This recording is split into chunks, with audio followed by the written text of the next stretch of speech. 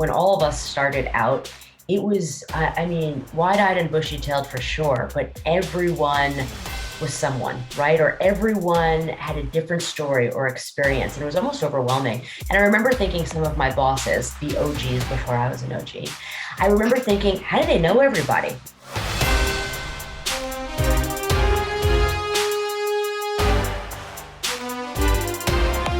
I get in trouble all the time for saying what I'm about to say, but it's how I really feel. Like, I love my guests. And I've known my guests now for, God, I felt, Jay-Z, how long has it been now? I mean, when was San Diego MLB All-Star? I don't remember the year. Yeah, it feels like a really long time ago. Well, you know, that's a good question too. Or was that 1.0 Jay-Z? Was that 2.0 Jay-Z? But we're getting ahead of ourselves. We're getting ahead of ourselves. So what I love about today is that for the first time, we're actually interviewing a couple, but it's not just any couple. You guys are a power couple, and I know you don't look at it that way if I know you too, but you are. I mean, you guys are rock stars in New York City, and just to bring the audience in, we're joined by, and I call them LV and Jay-Z, which is going to be too confusing. So we're just going to go Lauren Verrusio, who is the head of creators, culture, and content partnerships, communication at YouTube. Did I get it? You got it. That was impressive because even I can't say it that cleanly. So nicely done, Ryan. And then Jen Zudonyi, Senior Brand Marketing and Consumer Marketing for Warner Brothers Discovery Sports, which is pretty much the new Turner, Code, Bleacher, and I know you work with the NHL. That's right. That's all right. Yes, that's all right. So, look, you guys are, like, you're a courageous pair. I mean, you were courageous separately. And now together. And again, we met because, like you said, we worked together, Jen, on Major League Baseball and the All-Star Game. But, like, how about we start there? Like, how fun is it to watch this, both of you rocketing up in your careers? And we're going to, I'll be the one that celebrate you, so you don't have to worry about that. And, like, now, like, is it cool to see both of you kind of going where you're going? And are you on your own path? Are you in it together? Maybe I'll start with Jen on this one. Well, first, yes, it's been fun. My favorite thing to do is to watch Lauren do her thing. Whatever that thing is, it's fun observing her because she puts her entire self and heart and everything into whatever the task is at hand, whether it's a professional relationship, a personal relationship, advocacy, activism. She goes all in, and I get to kind of have a front row seat to that. And that is really fun. Well, I've hired her as my publicist, Ryan, obviously. But she stole my thunder because I was going to say, when I first met Jen, she was the intern at Major League Baseball. And now she's running all of the marketing for Warner's big 7-year partnership deal with the NHL. And I will out her on this. We didn't watch much hockey previous to her taking on this role. And then last night we got to go to the Rangers game and we are all in. And so it's been so impressive to see Jen come from a place of learning first early on in her career to now accelerating and excelling across sports and culture and content and bringing it all together. So it is very cool to watch her as well. It's a blast. And Ryan, I'll say one other thing, and I promise we didn't give each other talk points here. It's been 13 years. So. Yeah, 13 years. So we used to brainstorm and jam on stuff a lot more together because we're both in comms and marketing, entertainment and sports industry. It crosses over. The pandemic, however, has caused that to kind of come to a halt because now we've been sitting here working together in our apartment for 2+ years, like so many people have. And at the end of the day, I'm like, hey, Laura, can I talk to you about this? I'm really stuck on something. And it's a hard no. It's a hard no. Actually, before we jumped on here, she said, I think I need you to cancel your afternoon meeting so you could help me wordsmith a few things. So this is the status of our relationship right now. And she said no, so I'm coming to you next, guy. Okay, great. Well, look, I'll say yes. I love this stuff Thank too. you, Ryan. I appreciate you. But it's different. You're like look, so the two of them are in New York City. We could do a whole episode on surviving the pandemic, which is courageous, in a box in New York City, right? Or actually you guys you guys moved, right? Brooklyn. So Brooklyn. the suburbs of the city. Yeah. Mm-hmm. Right. So let's see. There's so much to get into. But in the spirit of, Lauren, let's start with you. Like 7 years you've been dancing at Google. I think you ran YouTube original content, and I think you are an OG. You are an original. That's because I'm old. You only say OG to people who are old, Ryan. I'll take it. It's okay. Well, I'm old too, because I obviously said that. So, but like when you think about the type of stories that you're bringing or looking for, I mean, are they, maybe this is the most layup of the questions, but I'd love for you to get into the details. Like, they're OGs, right? They are courageous stories. Is that what you're looking for? We are, yeah. I love the way that you phrase that. It has to break through the noise. I work very closely with many areas across YouTube, but the biggest area it's our creators. The creators, as our executives like to say, they're the heartbeat of everything that we do. So my team and I had the opportunity to work very closely with all of our creators, including some of our OG creators, to steal your term, and some of our new creators who are leaning into short form content. It's our version of TikTok, if you will. And so in order for us to break through the noise, we do have to tell courageous stories. Everyone these days is a content creator. We have hundreds and hundreds and hundreds of creators on our platform. We could work with anyone, any of them. They're all interesting and cool and different in their own right. But the way that we are looking to tell these stories are through courageous creators specifically. What are they doing? How are they changing the game in their industry? How are they standing up for their community? How are they using their platform and their voice to make change every day when they produce this type of content? Those are the creators we look for, and that's therefore the type of stories we look to tell.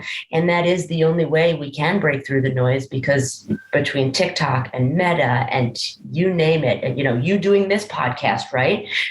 We are in the golden age of content, and everyone is a content creator. So we do look for that courageous type of asset or exploration in each of the creators we choose to work with. Does that make it harder or easier? Because I feel like we're, in some ways, yeah, there's the criteria, but there's so much content. We're living in this media obese time, right? Where everyone, like you said, has a camera in their pocket and can make their own stuff. So do you get overwhelmed by the amount of possibilities? By the way, also personally, like, can you shut it off? Like, does the brain, Jen, this is not for you to answer, it's for Lauren to answer. Can you shut it off? Or like when you go to bed, are you constantly thinking about, I got to get this done and that done and this done?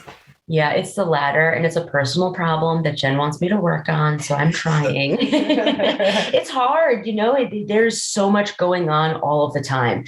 My team and I were lucky that we get to cover so much of the business. We cover everything from our creators as reference to anything that's trending on our platform, to gaming, to shopping, to fashion and beauty, sports, TV and film, you name it.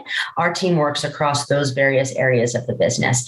And so because of that, there are so many stories to tell. So how do we prioritize, and how do we decide which creators or which areas of the business that deserve us sinking our teeth into?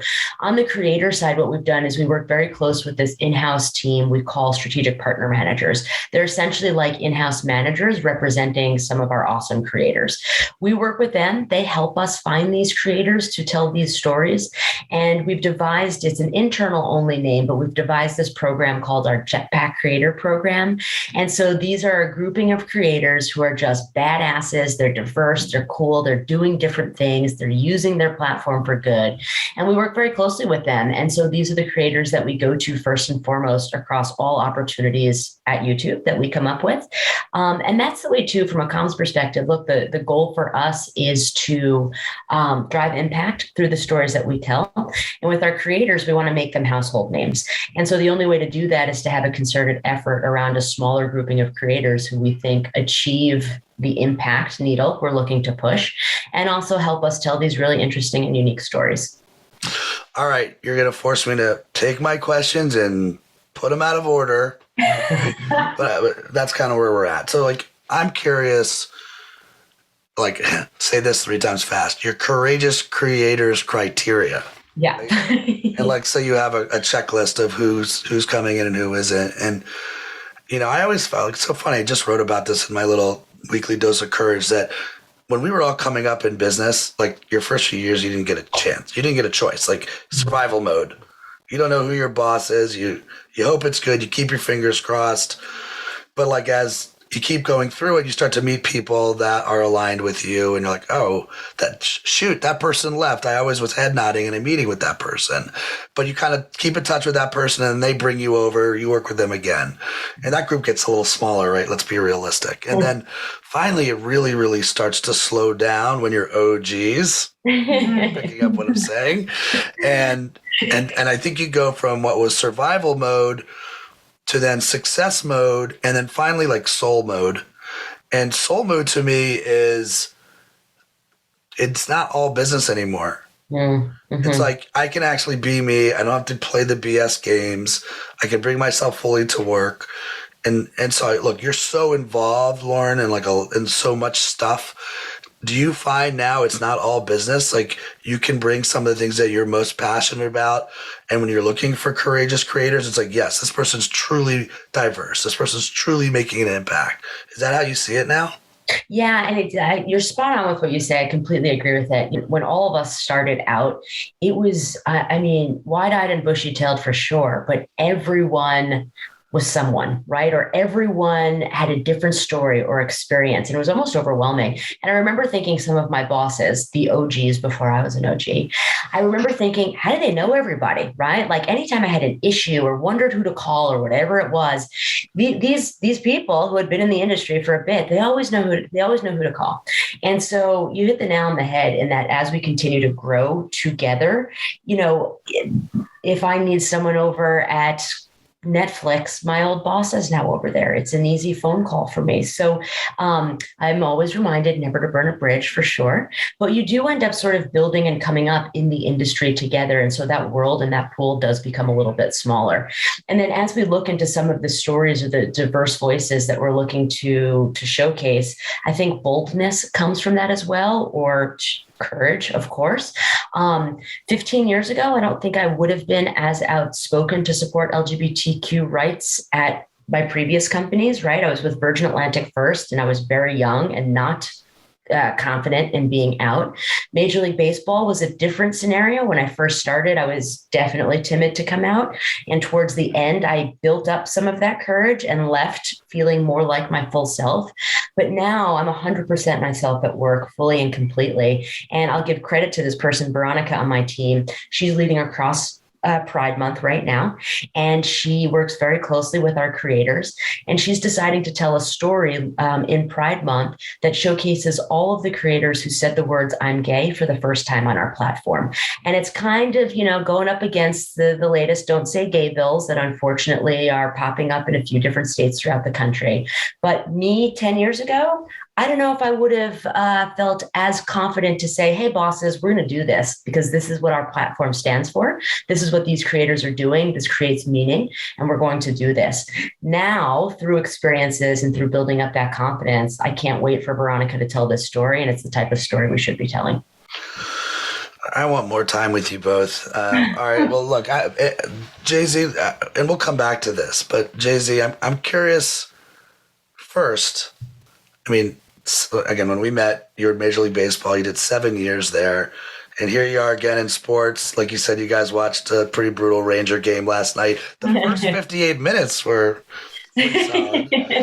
But just always like being in male-dominated cultures. And let me know if I'm getting that wrong. That's just, from what I've seen, it sure seems that way. And navigating those worlds, is that how you see it? And like, has it changed at all from they're looking at each other? I'm not sure if that means it hasn't changed at all or it has changed. I'll let her answer it, right? Yeah. No, you're right. Sports tends to be a more male-dominated industry than maybe some others.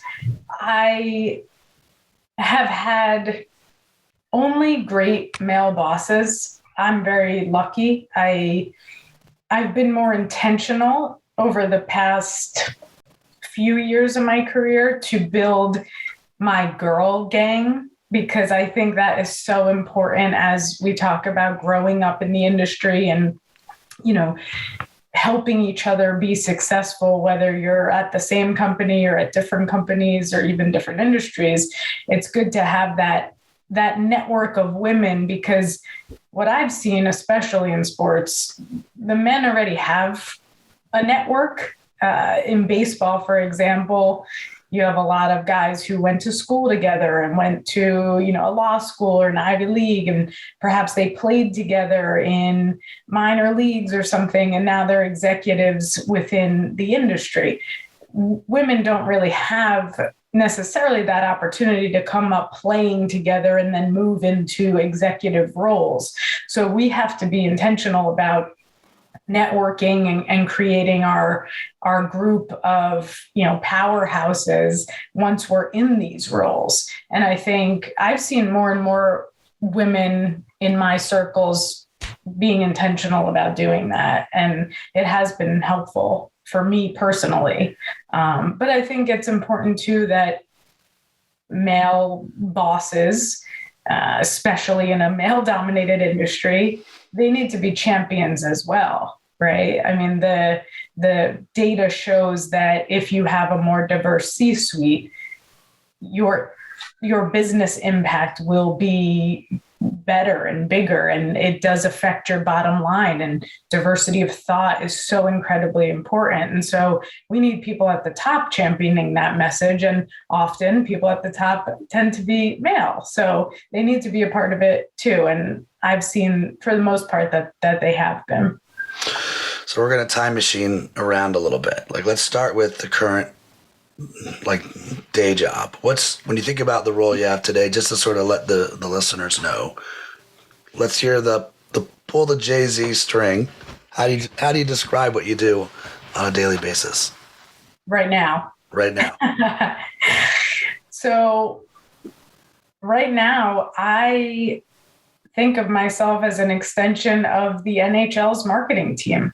We signed, Lauren mentioned at the top of the call, we signed a 7-year deal with the NHL to broadcast games on TNT and TBS and eventually HBO Max or whatever streaming platform that we have as part of Warner Brothers Discovery. And so I think of myself as an extension of their marketing team. And I also think about the unique brand of hockey that we're building across Turner Sports, which is inclusive of Bleacher Report. And we have a hockey vertical called BR Open Ice. And so I'm constantly thinking about, how do we grow this game? How do we bring new people into this game? Lauren mentioned too that we were kind of casual hockey fans coming into this role, and being in it for one season, I'm fully converted, right? So it's actually been incredibly helpful to come in as a casual fan, because that's the group we're trying to reach. And whether I found it or it found me, that's been my mission throughout my entire career.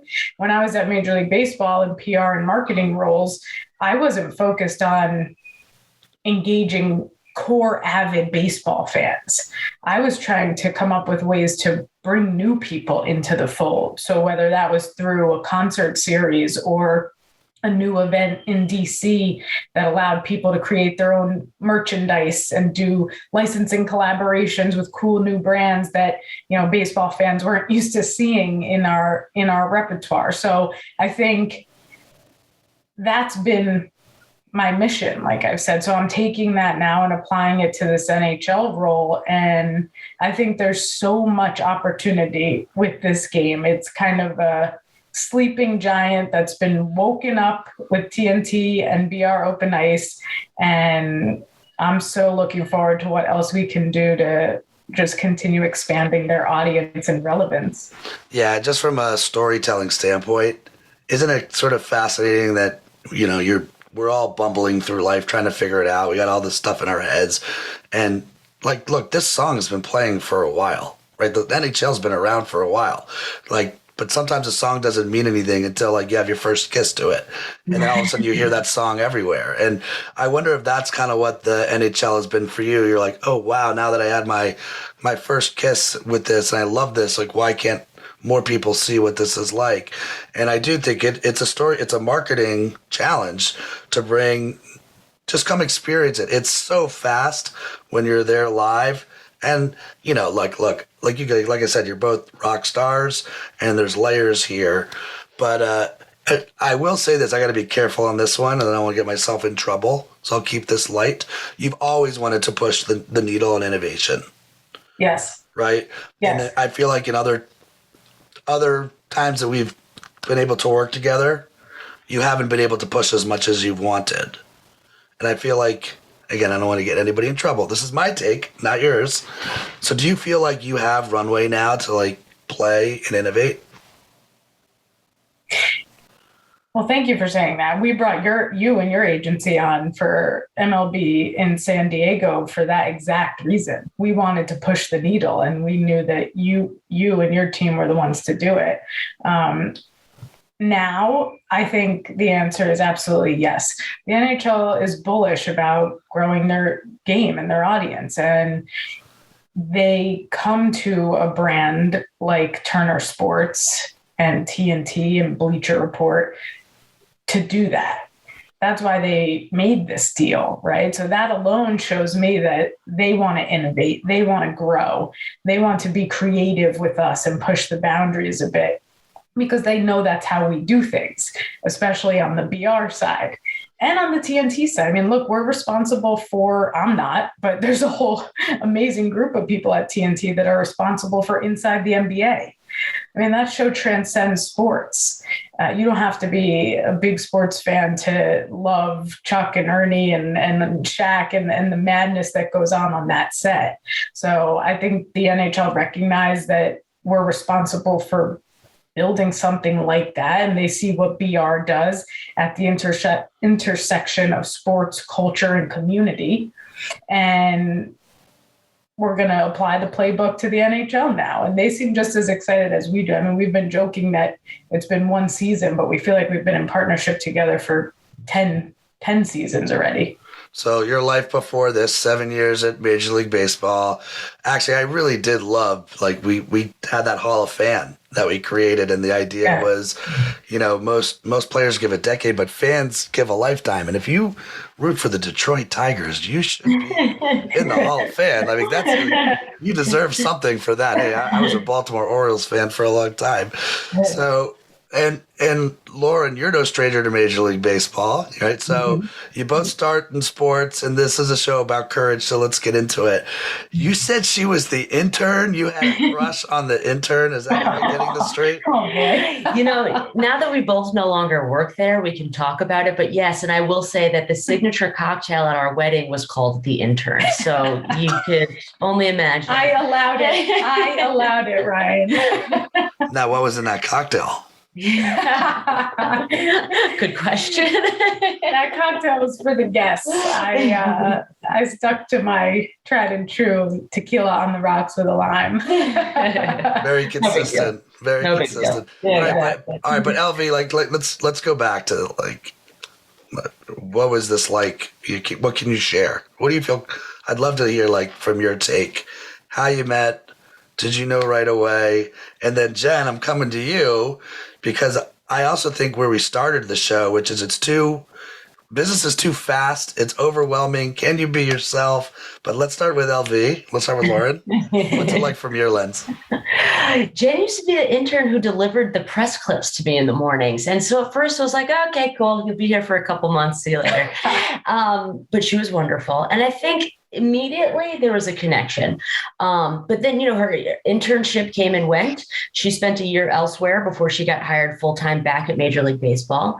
At that time, we were both in separate relationships. And so though we've known each other for 13, 14 years or so, we've only been officially dating for about 8. And so we didn't really start to date until I was just about ready to leave Major League Baseball that May or June. And I got the job with Google that July. So it wasn't too too salacious. Sorry, viewers. But yeah, so there was definitely an immediate connection, but it did take a couple of years for us to finally get to a place where we could both sort of be together and try this whole thing out. We're still trying it out. We'll see if it'll last, right? I don't know. Jury's out, but it'll last. So far, so good. My grandpa or mom, I can't remember. Grandpa. My grandpa said, if we make it through the pandemic together, living in this box, like you said, then we'd be cool for the rest of life. So we've made it. I'm honestly, look, you only remember the thing you're in now, but how hard was it? Like when you came out, or like, was it hard? Yeah. Being in Major League Baseball and not being able to talk about it, or Lauren, were you already gone? No, it was difficult. Well, it was always difficult. So I'd say, even at my first company working at Virgin Atlantic, where, I mean, they could have cared less, right? Like, Virgin, it's cheeky, it's fun, it pushes the envelope on everything. I did not have the courage to come out at that point. And I remember distinctly being at a dinner with a colleague in Boston after we did an event at the head of the Charles. And I was so nervous to tell her, so nervous. I was shaking, all of the things. And I've had to come out multiple times in my life. First, when I was 14, didn't go so well. Tried again at 20, right? And then again, when you're at work at the first job. And then I went to Major League Baseball. And like I said, at the time I had a girlfriend. So when folks would ask me about my weekend, I was very specific about the words and language that I used. I skirted around saying we, so this way it didn't elicit the response, which is, oh, who's we? Are you dating anyone? Who are you dating? When colleagues would try to set me up with someone, when I finally got to the point where I was comfortable to share, it was easy for me to say, oh, thanks, but I actually have a girlfriend. And then when my girlfriend and I broke up, I had to, for the first time, say the words, I'm gay, to colleagues, period. And that was a different type of process for me. It was easier to just be like, oh, I have a girlfriend. But to say those words in a professional setting, that was a whole other round of courage.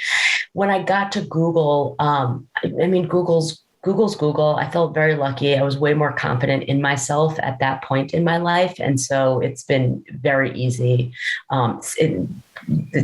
Celebrated, right? Almost at a company like Google.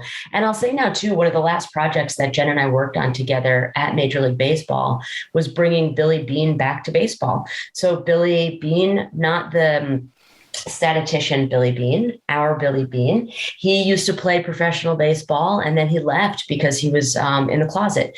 And bringing Billy back to, at that point, become the MLB ambassador for inclusion. And now to see Billy, I think he's the vice president of diversity and inclusion now, just continue to make change at Major League Baseball is so cool. But to be able to start my career at MLB, being in the closet, and to end it with my last project, bringing Billy back to make baseball a safe space for LGBTQ plus people was just such a phenomenal bookend. We're kind of back to that, like, when you get through it, you get through survival mode and success mode, and soul mode kicks in, and then you're like, okay, look, this is who I am. I've done all right here. How do you make it a little bit easier for whoever else is coming through Major League Baseball or anywhere for that matter? Jay-Z, permission to keep it messy. I'm curious, like how, like, what can you share? Like, what was it like from your lens? Permission granted. It was messy. That's the right word. It was messy. I was not, I'll use Lauren's words, I was not courageous enough to come out when I started having feelings for her, or prior to that, because it's on some level I had known for a while.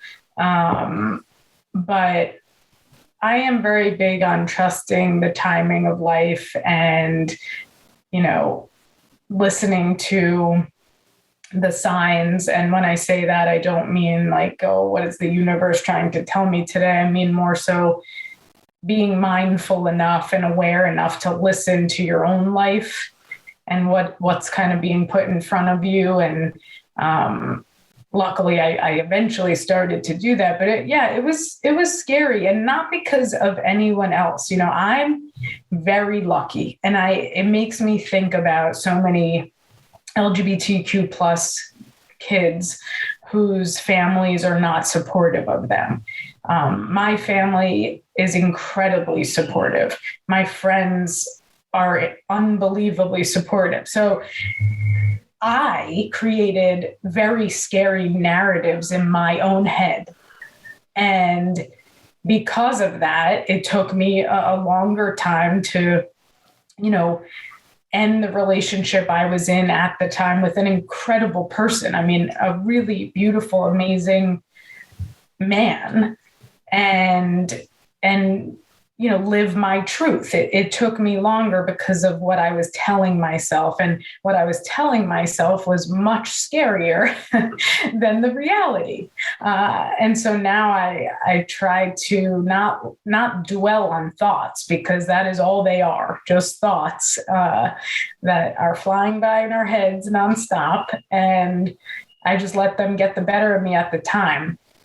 At MLB, I will say, because I was avoiding and compartmentalizing this part of my life that I was scared to really look at, I dove into work. And so I very much believe that I'm doing better work now because I am more my fullest, truest self. But I was doing some pretty good work over there too, because I needed to throw myself into something else. And so I did. And Lauren's right, bringing Billy back. And now Billy is one of our best friends, Billy and his husband, Greg, and they were at our wedding. And he's a brother to me, and he has been a part of my journey. Like I remember coming out to him, and he knew, of course. He knew, he'll tell you that. But yeah, so I'm happy to answer anything else, but I think the gravitational pull between us was undeniable. It got to a point where I needed to dive in head first, and I'm so glad I did, because this is my best accomplishment so far, but hands down. This is where I'm like, why don't I have video? You should see the two. There you guys. So look, it's from my seat, it's like white male. Like what struggles have I, being serious, compared to the journeys and the stories that you both lived, and communications and marketing. I wonder if that helps or hurts in this scenario, right? Because the communicator in you is like, well, I can justify it, and we can talk about it like this, and I'll tell myself this. And then the storyteller is like, there goes the narrative in all different directions, right? And it's funny, in the courage business, and I didn't see this coming for me, I'm doing a ton of leadership work now, and it's so lonely to be the leader. Mm-hmm. But what you both experience at different moments is also absurdly lonely, until you go through the journey and realize you're not alone. Mm-hmm. Right. Mm-hmm. That's right. But you kind of have to go through it. You got to fight yourself. So anyone that's listening, is in the moment, or feeling they want to come out, or they're dealing with, like, what's your advice for them? You hit the nail on the head. The loneliness is the struggle. And as Jen pointed out, you do end up telling yourself the most awful things because you live in such isolated fear. So my advice would be, find your one person, confide in a person you trust. They will help you see outside of yourself and help you through whatever you're struggling with. When you are trying to do it alone, it feels and seems nearly impossible. Yeah, I always think that I have to take on a lot on my own, and that's not because of anybody else other than me. I don't know why. I just, even before we moved in together, I was like, I need to live on my own for a year just to prove that I can do it. And all that really meant, Ryan, was me just schlepping to the Upper East Side all the time. So yeah, great. Yeah, but I needed to do it alone, and what I found, again, luckily, was that I was not alone. I didn't have to be alone. So Lauren's right. Just find one person even, there's definitely someone out there, even if it's not somebody who's intimately close to you. There are resources. Lauren's on the board of the Human Rights Campaign. I volunteer as much as I can with the center, which is in New York City, but there are other venues like that, of course, in other cities, and there are resources, right? So I think no matter what, the world needs our differences, right? I think we need to do a better job these days of being able to talk about our differences, and actually, more than talk about them, listen to each other about them. Because our differences, I think, are what make us beautiful, and frankly, what makes the world more interesting. It makes business more interesting. I mean, for me, right? When you, Ryan, I mean, we're in marketing, right? Whatever brand or product you're putting out into the world, you can't be everything to everyone, of course, but if at the end of the day you want to make money, I think you want to include as many people as possible, and you don't want to isolate people. So people need to see themselves in all of our industries, and that's why we try to show up. And now that we have found our courage and our confidence, we're not quiet about it anymore, because there could be somebody, the next intern, who can grow up in this industry and do things that the three of us could never even dream of doing. I can't wait to see what those people do, but the world needs them. I mean, this feels like a YouTube original content series. I knew he was going to pitch you. Are you offering to produce it, Ryan? I would never do such a thing. I just think this is real. You guys are right there, but we joke about it, and I'm not saying that you're even in a position to like offer that up because of the position you're in, but the media does play a huge role in this. And this is not vilifying the media in any way, because we're all in the media. Let's call it what it is. Growing up, when we had 3 channels as OGs to watch, right? That's how it started. And to your point, that even the idea, Jen, of I must live on my own for a year, where possibly could that have come from? But some rom-com movie or Wonder Years series. It wasn't Wonder Years, something like that, right? And so, but now you're, look, it's funny. We started as, and I truly believe this, you guys are a power couple. You don't see yourself that way, but with great power comes great responsibility. And now you're in positions where you have influence. And so how do you use that influence in a way that does amplify righting some of the wrongs that you see in society? And do you feel like you're in positions now? It's not like, to your point, Jen, it's not even talking to or talking over. I think there's a lot of talking over that people are doing. But hey, when we get these stories out, it makes us better. They're diverse stories. Like, are we listening to those stories? Do you see more of that in your work now, where you're bringing some of that in and you're peppering that in? Yeah, absolutely. And I'll credit my team for this too. Going back to that jetpack program that we built, it is only comprised of diverse people and diverse stories. We have the opportunity and the responsibility to tell these stories and to put them out in the world and to help shape or support the young kid in Oklahoma or the kid in Iran or wherever it might be, educate themselves on who they are and what they're feeling, find community around that, find support around that, ask questions, whatever it may be. And I'd say that the work that I continue to do with the Human Rights Campaign, look, nobody has extra time in this life, especially as New Yorkers. There is no such thing as extra time. So yes, Ryan, I do wake up at 4 a.m. thinking of more to-dos. I do. Thank you for calling me out. But the work that I do with the Human Rights Campaign makes me feel as though I am taking all of the various experiences that I've had and learned along the way these past however many years, and am applying it to doing good and applying it in ways that actually make a difference in people's lives, both the individual person who I meet at a Pride booth, and we've had many of those experiences that has just brought us to tears, and then collectively along the way. The Human Rights Campaign is the largest LGBTQ nonprofit in the world.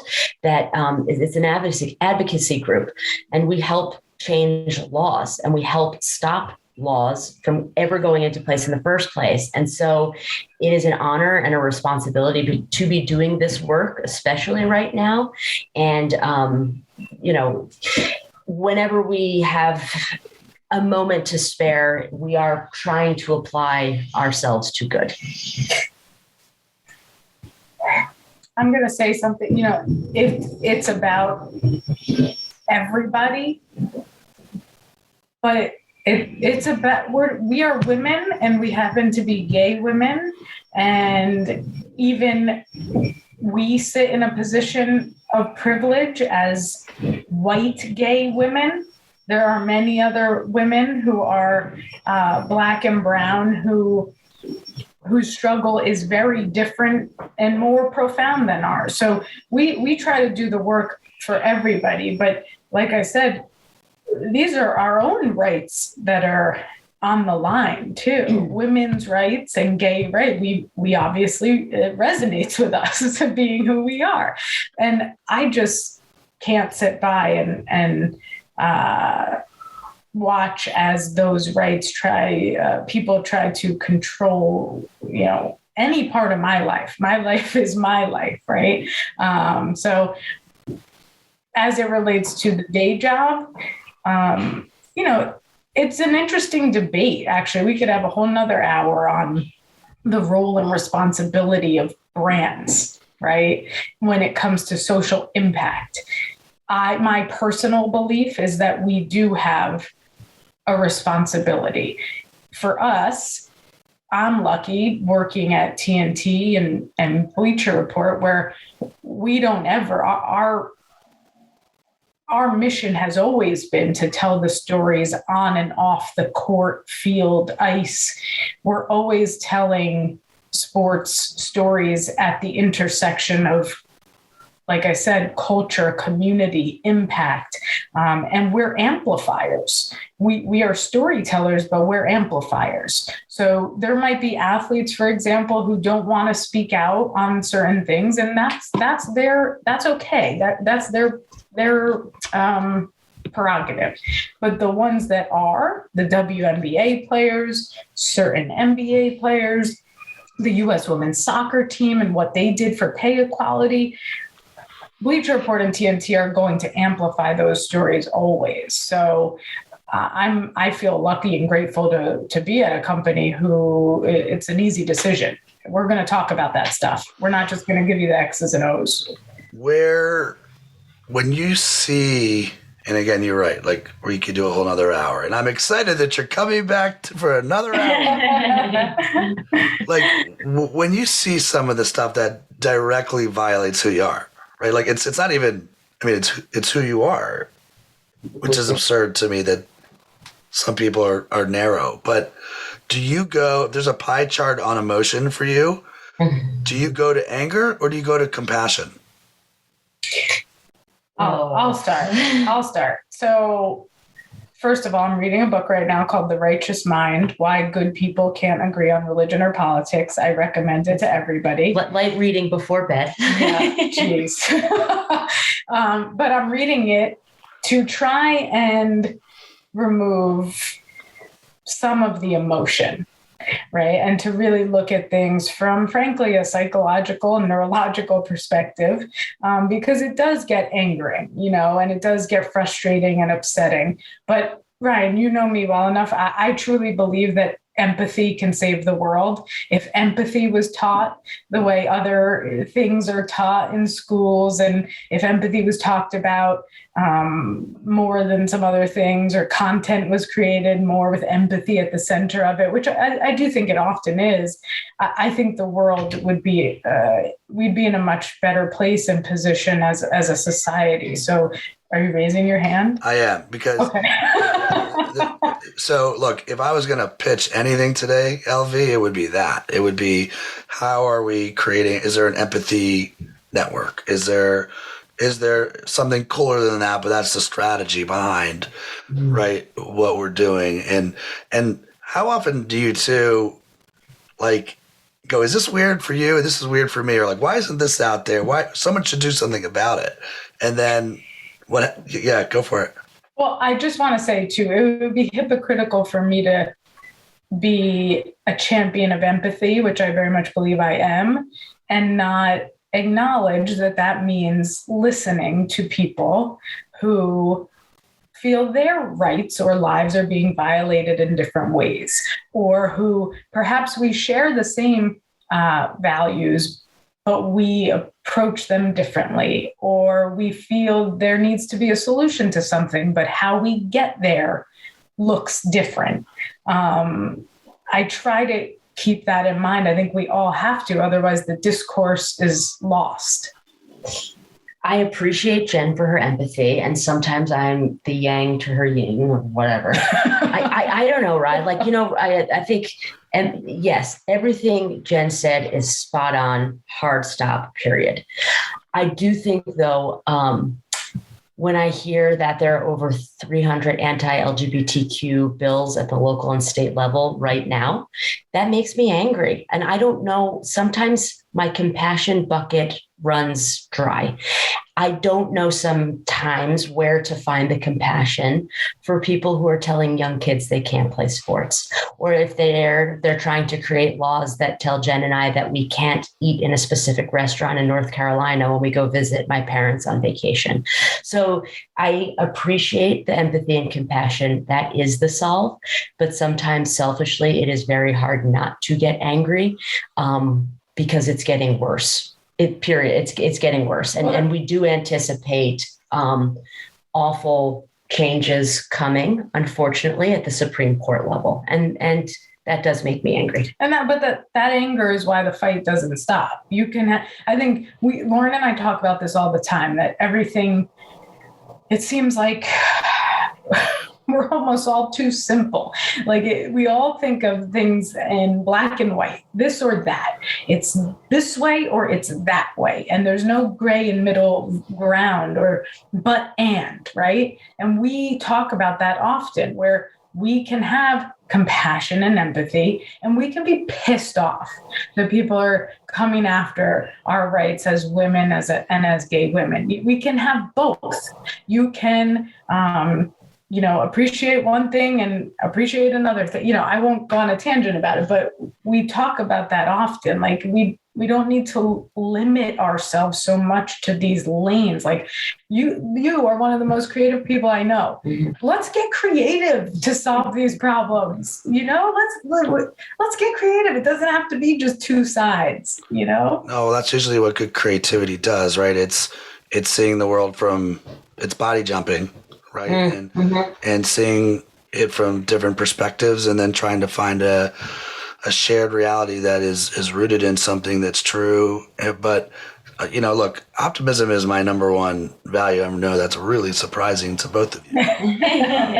And Jen, when you talk about black and white, I think part of the problem is it's as if we've gone back to when life was shot in black and white. Like, are we back in the 50s? Are we going the right way? And this was the word that you use, is it's a fight. So it's hard to, maybe that's the idea. Is the brandable rapper, it's a compassion fight? Is it an empathy fight? Are we not fighting with the right tools? Is there a way to do it? Because here's what also usually happens, and I don't know if you feel this way, but many parts of the country, Bible Belt, they have a belief, and then it might take a son or daughter who is gay for them to start questioning, what is it all about? A generic example. Am I on or off on this, by the way? Yeah, I mean, Harvey Milk, who was one of the biggest LGBTQ plus crusaders, his line was, tell one person, because if you just tell one person, you could change their heart and mind. And when you do that in collective mass, you make great change. So just, it's tell that one person. The other thing it does, Ryan, too, it makes it less of a statistic or a media headline. And there's the person behind it. And it's the same person that you've loved for 18 plus years of this person's life. That's all. Nothing's changed. So when you humanize these fallacies, it does help to create the change. I also think we have to remember, and not just remember, actively remind ourselves every day that we all are a lot closer on more things than we think we are, and maybe that we are being told we are, right? I think that's where the media. Well, I think that's just where the conversations come back into play, in the listening and empathy, because, I do think there's more middle ground than maybe we believe right now, Well, look, I want to just say thank you. I like, not only do I love you both, but I'm like, if I'm a listener and we're still here, and I say that because you're like fully engaged at minute 55, I imagine many listeners probably came in today because it's YouTube and it's, Warner Brothers but you guys let me go to new places. Like, it was less about YouTube and more about real shit. So just much love to you both. I appreciate you joining today. You want to take us home? You want maybe give me one for the audience, one key takeaway? Jen, starting with you, LV ending with you. Oh. She was hoping I was going to start with you, Lauren. Yeah, I was. All right, I'll start. I'll kick us off. That's a true partnership.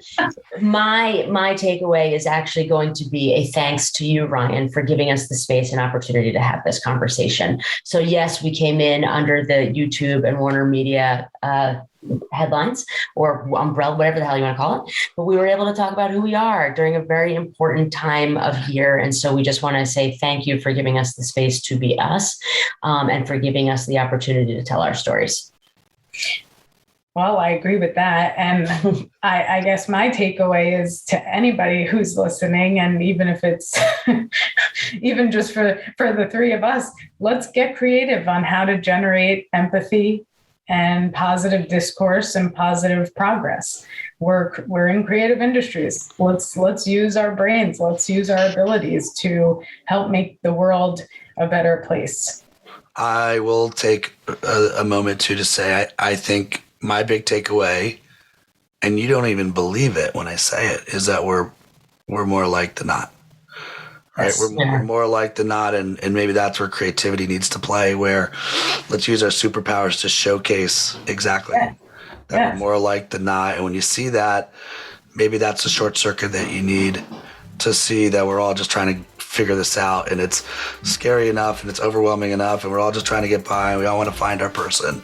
There's a lot more that we're aligned on than not. Love you both. Hopefully, I'll get to see you guys soon. Yes. Joining me on the Courageous Podcast. Stay courageous. Thank you for having us.